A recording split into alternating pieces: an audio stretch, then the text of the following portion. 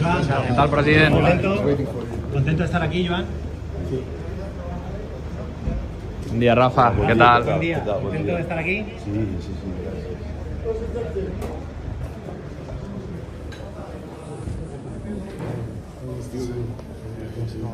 Your class. How are you?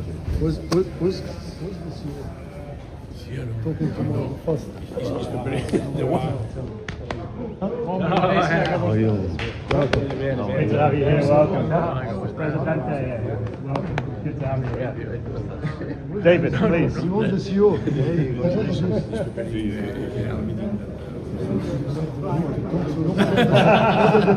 Oh, we go drink something? Yes. Huh?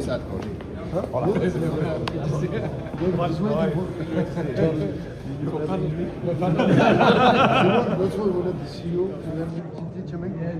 No, sorry, he's busy. He's too expensive for me.